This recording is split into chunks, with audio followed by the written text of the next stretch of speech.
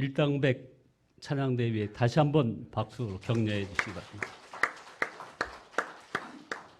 감사합니다. 오늘은 어버이 주일입니다. 부모가 자식 키운 것이 어찌 공이라 말할 수 있겠습니다마는 공을 들인 것은 사실입니다. 공이라고 하면 뭐 보통 큰 공이 아니죠.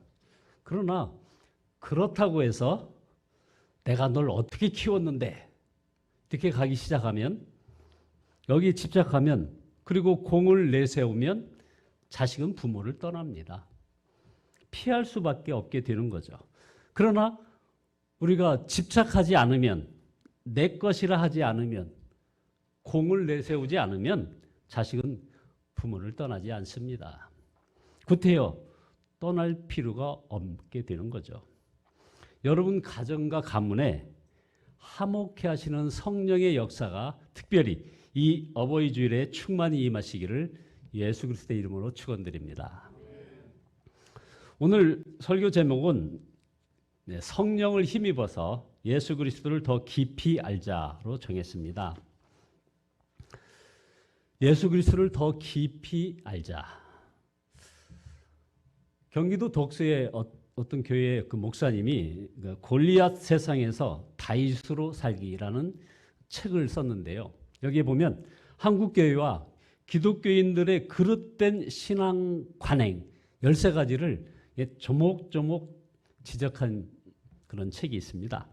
첫 번째는 우리 한국 교인들은 경건의 모양만 있다. 두 번째는 거대하고 힘이 센 골리앗과 더 열광하고 이 골리앗에는 더 열광을 하고 작고 어린 다윗은 거들떠 보려고 하지도 않는다. 세 번째는 가부의 두렵던 헌금을 무시하고 심지어 비웃는다. 이런 지적을 합니다. 네 번째는 깨끗한 그릇은 관심이 없고 금그릇, 은그릇 되기를 사모한다 하는 지적이죠.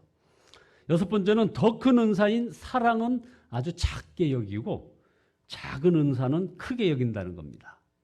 일곱 번째, 풍요와 쾌락의 상징인 바알을 너무나 많이 경배한다는 거죠. 여덟 번째, 서로 시기 질투하며 남의 발꿈치를 밟으며 산다라든가, 또 아홉 번째 지적이 조금 뼈아픈데요. 여전히 사주팔자를 믿는다. 열 번째는 입으로만 주여 주여 하지 진정으로 예수님을 주님이라 여기지 않는다라는 지적에 이르러서는 몸둘 바를 모르겠습니다. 11번째는 은밀한 죄를 버리지 않고 어둠의 자식으로 살아간다. 12번째, 약육강식의 진화론에 따라 살아간다. 마지막으로 기도를 해도 천지신명에게 빈다. 자기 소원만 이루어달라는 마음뿐이다. 이런 지적입니다. 여러분은 어떻습니까? 이렇게 예수님을 믿는 것은 기독교인들조차 아직 예수님을 잘 모르기 때문입니다. 강원도 황지에 예수원이라는 곳이 있습니다. 여기에 대천덕 신부님, 지금은 돌아가셨습니다만, 이분을 저는 개인적으로 1982년에 처음 만남을 가졌는데요. 이분이 바로 그 당시 우리 한국 사회의 영성을 대표하는 그런 대단한 분이었습니다. 이분이 이런 말씀을 남겼습니다. 교회가 정말 예수님을 바로 믿고 한마음 한뜻으로 하나님의 모든 것을 가르쳤다면 오늘날 세계에서 예수를 안 믿는 사람은 거의 없었을 것입니다. 라는 이 말씀을 남겼습니다. 자, 예수님을 믿지만 실제로는 예수님을 잘 모르는 기독교인들이 너무나 많습니다. 그래서 사도 바울이 오늘 이 말씀을 하신 것입니다. 바로 에베소서 3장 18절에서 19절의 말씀이죠. 모든 성도와 함께 여러분이 그리스도의 사랑의 너비와 길이와 높이와 깊이가 어떠한지를 깨달을 수 있게 되고 지식을 초월하는 그리스도의 사랑을 알게 되기를 바라노라 라고 했습니다. 지금까지 예수님을 아는 것에 만족하지 말고 예수님을 더 깊이 알라는 것입니다.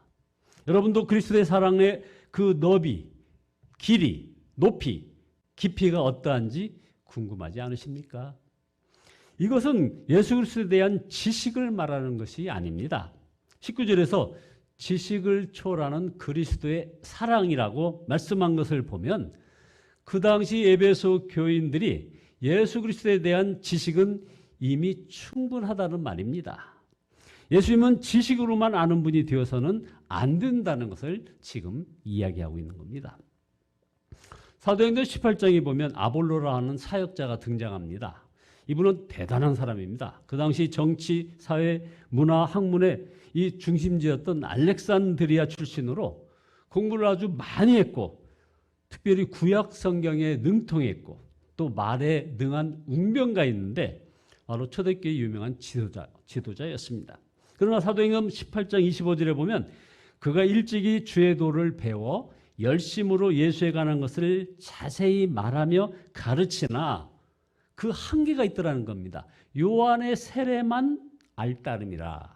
그래서 이것을 안타깝게 여긴 브루스길라와 아굴라 부부가 바로 이 아볼로의 설교를 듣게 되면서 그가 열심히 예수님의 가르침을 전했지만은 아주 중요한 것이 빠졌음을 알았습니다. 그래서 사도행전 18장에 보면 브루스길라와 아굴라가 듣고 데려다가 하나님의 도를 더 정확하게 풀어 이루더라 했습니다.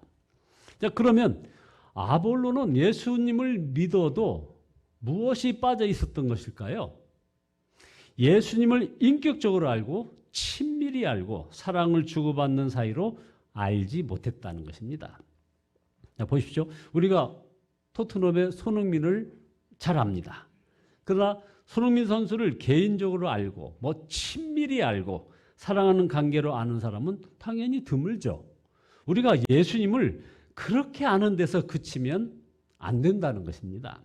자, 그러면 예수님을 어떻게 알아야 하는 것입니까? 바로 17절에 믿음으로 말미암아 그리스도를 여러분의 마음속에 머물러 계시게 하여 주시기를 바라노라. 자, 이겁니다. 굉장히 놀라운 말씀입니다, 여러분. 예수님께서는 우리 마음에 계십니다.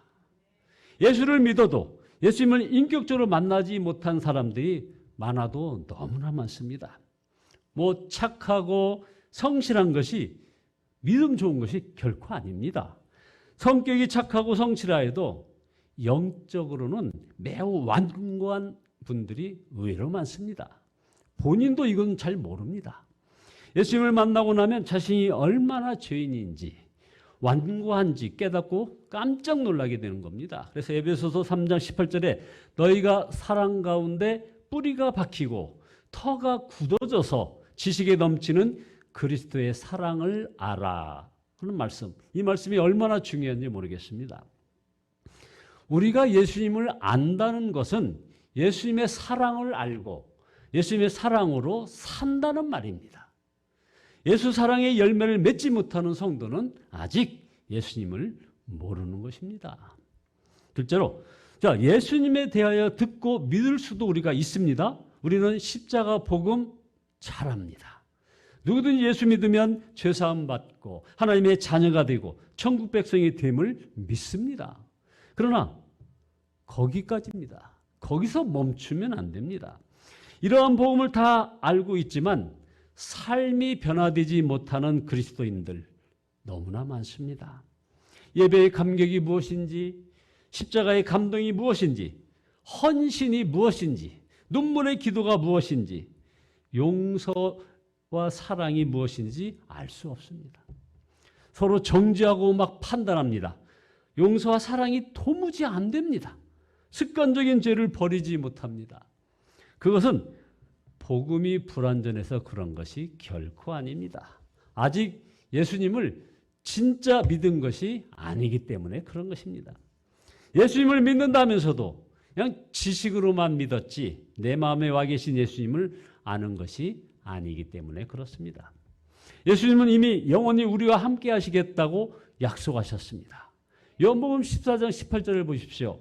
내가 너희를 고아와 같이 버려두지 아니하고 너희에게로 오리라 이렇게 말씀하십니다. 마태복음 28장 20절은 너무나도 유명한 말씀 아닙니까? 내가 세상 끝날까지 너희와 항상 함께 있으리라. 고린도후서 13장 5절도 너희가 믿음에 있는가 너희 자신을 시험하고 너희 자신을 확증하라. 예수 그리스도께서 너희 안에 계신 줄을 너희가 스스로 알지 못하느냐. 자, 그럼 세 번째. 자, 그러면 예수님께서 우리 마음에 오신 것을 어떻게 알 수 있습니까? 교회에 오래 다니면 알 수 있느냐? 아닙니다. 초신자이기에 그러면 모르느냐? 아닙니다. 교회 다니는 세월하고는 정말 아무 상관이 없습니다. 성경 지식과도 상관없습니다.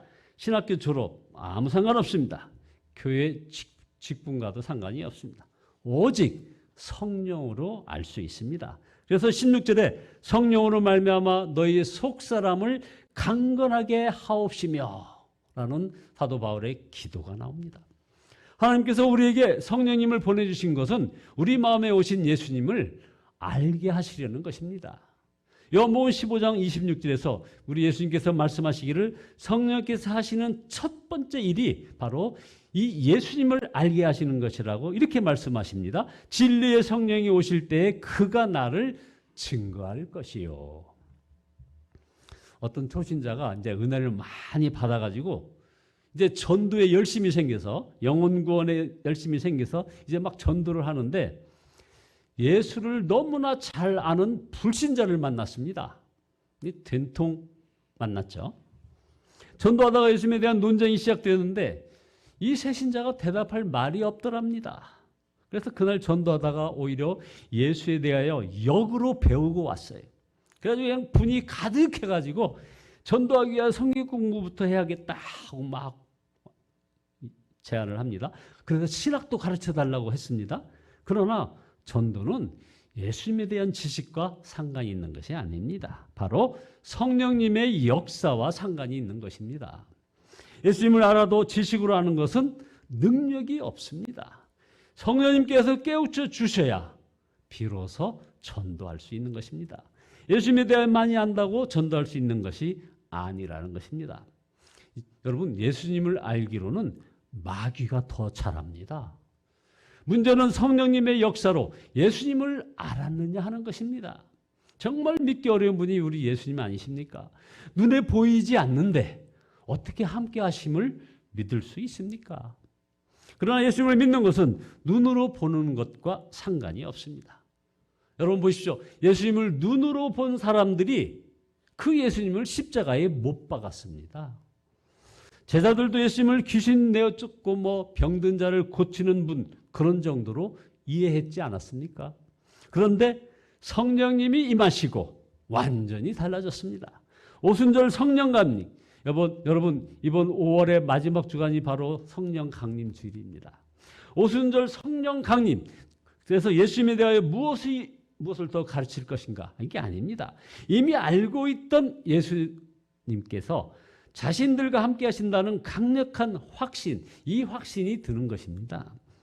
자, 불을 받았습니다. 예수님과의 관계에 열정이 생긴 것입니다. 이것이 바로 예수님을 깊이 아는 것입니다. 나도 예수님을 인격적으로 만나는 은혜를 받을 수 있을까 하는 생각을 한다면 여러분 걱정하지 마시기 바랍니다. 하나님께서는 너무나 쉬운 길을 열어주셨기 때문입니다. 바로 믿기만 하면 되는 것입니다. 그래서 에베소서 3장 17절에 믿음으로 말미암아 그리스도께서 너희 마음에 계시게 하시옵고 너희가 사랑 가운데서 뿌리가 박히고 터가 굳어져서. 자, 많은 성도들이 살아계신 하나님을 만나는 은혜를 받으려고 뭐 이 목사님에게 가야 하나 아니면 저 기도원에 가면 될까 찾아다닙니다. 그럴 필요 없습니다. 열쇠는 우리 안에 있습니다. 바로 예수님은 우리 마음에 오셨고 우리가 그것을 믿기만 하면 되는 것입니다. 얼마 전에 상담 중에 이런 분이 상담이 있었습니다. 간증하는 사람들을 보면 영화 필름처럼 막 죄목이 막 드러나는데 그게 너무 부럽다는 거예요.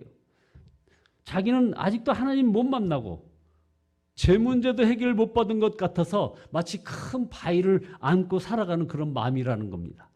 진정 회개할 수 있는 법을 알려고 아무리 힘쓰고 애써도 생각이 안 나고 집회나 뭐 책에나 회개하라는 말은 많은데 정작 방법에 가는 것은 없더군요. 목사님, 방법 좀 알려주세요. 답은 간단합니다. 주님께 직접 구하면 되는 겁니다. 그리고 믿고 기다리시기 바랍니다. 오스왈도 챔버스 목사님이 쓴 주님은 나의 최고봉이라는 책이 오래전에 아주 베스트셀러로 우리 한국 사회를 뒤흔들었던 적이 있습니다.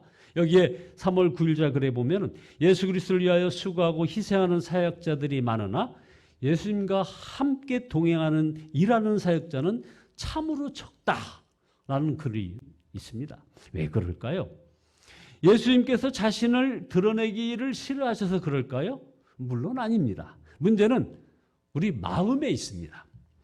오스왈도 챔버스 목사님은 2월 12일자 글에서 이런 말을 또 했습니다. 많은 기독교인들이 하나님의 음성을 듣고 싶다 이렇게 말을 하지만 실제로는 아니다라는 것입니다.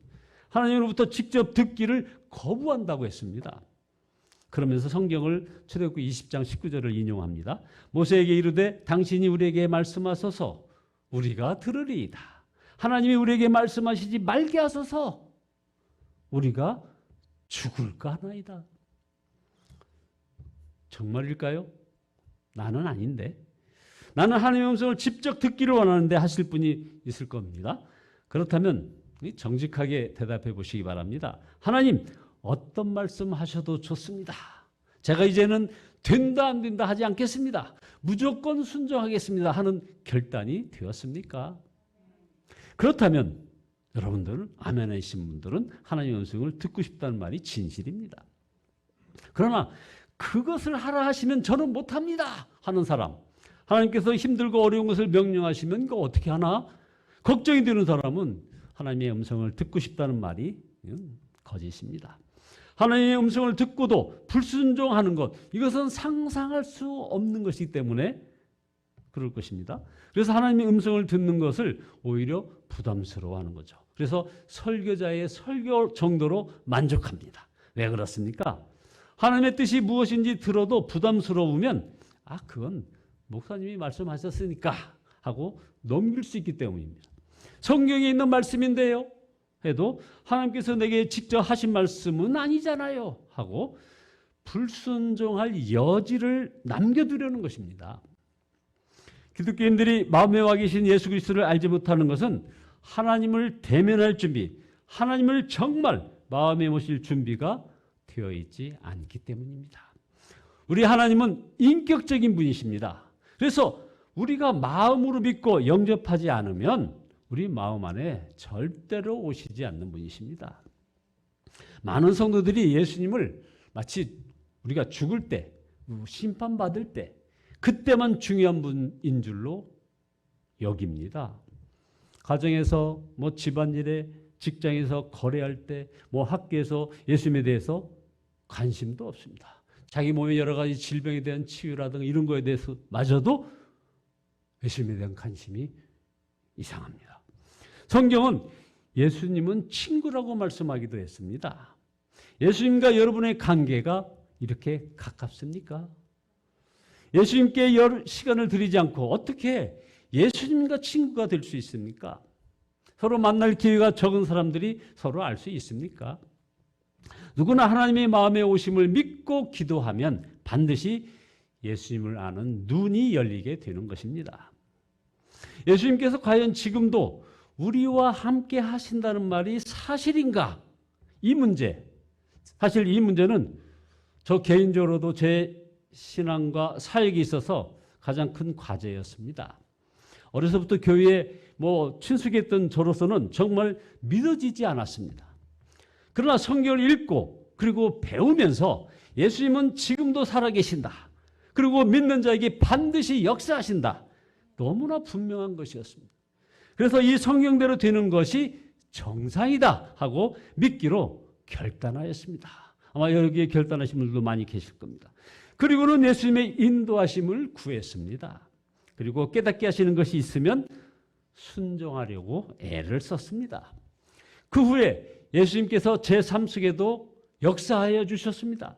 믿음에 응답해 주시고 기도에 응답해 주시고 나갈 길과 행할 길을 가르쳐 주셨습니다.